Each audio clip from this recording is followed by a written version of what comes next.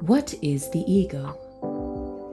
Some people think that it is good, when others think that it is bad.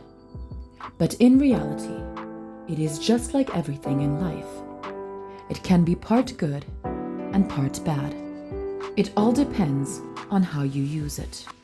Here I will call it the negative and positive. The negative ego is attached to our physical side, and it is connected to our 3 lower chakras.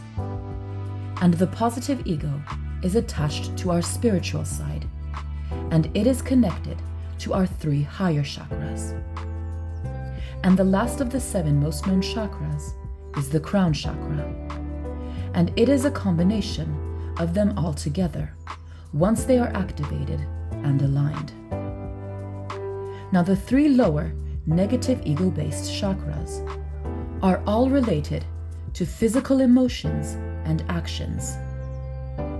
You should know that each chakra is connected to different body parts and to the emotions that are known as the 7 deadly sins. You see, there are 7 chakras and 7 deadly sins. And it is not for nothing that they are called this way. They just never told you their true connection or meaning. They are called the 7 deadly sins for a reason. It is because having just one of them can block your chakras and stop your sacred secretion from rising. Therefore, your energies remain unbalanced, and the result is sickness and even death. So now we will see how the ego and the 7 deadly sins are connected to the 7 main chakras. I say 7 main chakras because altogether there are 15, not only 7. But here I will only mention the 7 main ones. The first is the root chakra, and it is connected to the adrenals, and it is controlled by the emotion of greed. This is the lowest state of being and the worst emotion. Because if you cannot help or refuse to help others, then in reality, you are only harming yourself. The second is the scaral chakra, and it is connected to the testicles and ovaries, and it is controlled by lust. The third is the solar plexus, and it is connected to the pancreas, and it is controlled by gluttony. Do you see that gluttony is connected to the stomach region? And you will see as we continue that each of the deadly sins corresponds perfectly to the body part that the correspondent chakra is aligned with. So these are the first 3 chakras that are attached to the negative physical ego. And as you will see here, we have all the physical issues that most people are struggling with, like eating much more than we should, or having a mind that only thinks about pseudo-physical pleasures, or being selfish and greedy and only thinking about ourselves. You see, the world we live in has made us think that this was normal, when in reality, all we are doing is strengthening our negative ego and giving it power to control us. And this is the road to sickness and dependence to things that we think make us feel good. Therefore, our ego has become our master. But if we can break free from these physical chains that are holding us down and keeping our chakras closed, then we can evolve and rise to higher spiritual and mental levels. You might also be interested to know that each chakra resembles a lotus flower. And if the energy is not flowing through them correctly, they are closed and need to be opened. This is the meaning of the lotus flowers that you see everywhere in ancient drawings and Egyptian hieroglyphs. Once you have opened the first 3 chakras, and believe me, it is sometimes much harder than it seems, because the negative ego doesn't want to let you go. But if you can manage to take control of the first 3 chakras and take away the power of the negative ego. Then you will have a much easier time opening the last 3 chakras that are connected to the higher spiritual side of you. These 3 higher chakras are the 4th, which is the heart chakra, and it is connected to the thymus gland, and it can be controlled by wrath. This is when the first 3 chakras are closed and you have all that negativity inside of you. The 5th is the throat chakra, and it is connected to the thyroid, and it is controlled by envy. When you talk bad or are negative in your form of speech, it is because your chakra is closed and your negative ego is still in control of you. You manifest your thoughts, and as you speak, you create. So if your thoughts and speech are negative, then so will your surroundings be. That is why it is so important to be mindful of what you think and say. And number 6 is the third eye chakra, and it is connected to the pineal gland, and it is controlled by sloth. It is the lack of action and always pushing things aside, when in reality, we should be taking action now, and we should live like there is no tomorrow.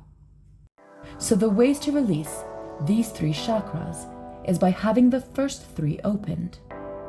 There is no need to work on opening your third eye while your first 3 chakras are unbalanced, and if you are still servant to your negative ego.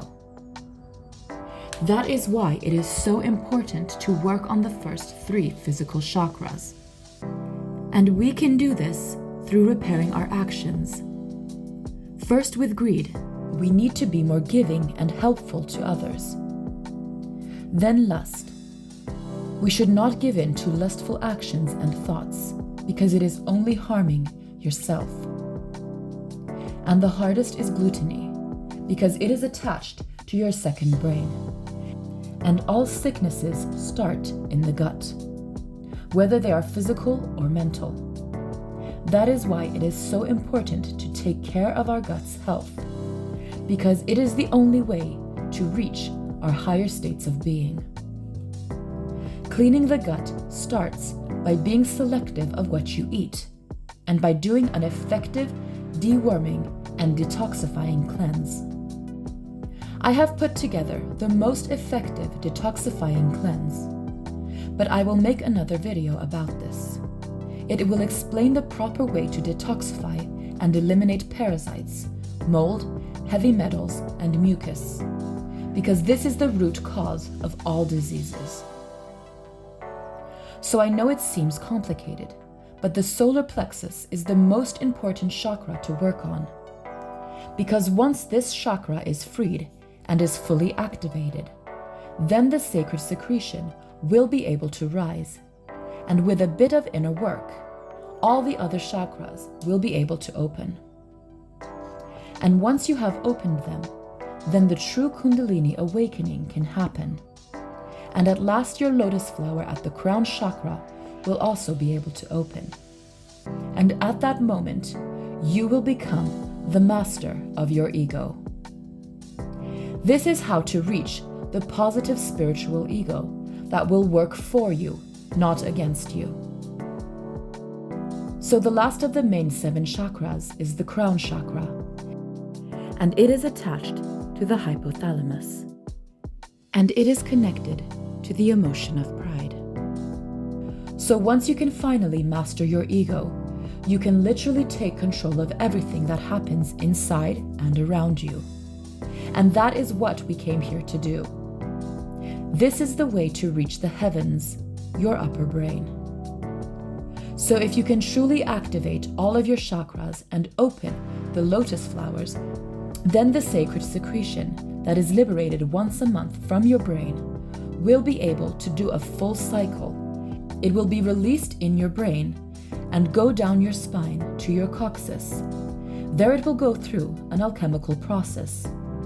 Then it will rise back up, and once it reaches your brain again, that is when it will illuminate your dormant brain cells that have until now been in the dark. So the way to reach total enlightenment is when your light being or higher self, is finally able to integrate your physical body. This is what it means to be enlightened or filled with light. Remember the saying, I am the light of the world, or I am that I am. This is what the ascended masters, such as Yeshua Sananda, Buddha, and many others, this is what they did to reach enlightenment. First, they learned how to take control of the physical ego. Then they learned how to master the spiritual ego and reach the highest state of enlightenment that you can reach in this physical realm. So do you now realize that there is no one out there to fight but yourself? It is all between your physical and spiritual, your good and bad, your negative and positive. There is only you, the I am. So this is the secret of the ages, the road to mastery and enlightenment. And it all starts by learning how to take control and to master your ego.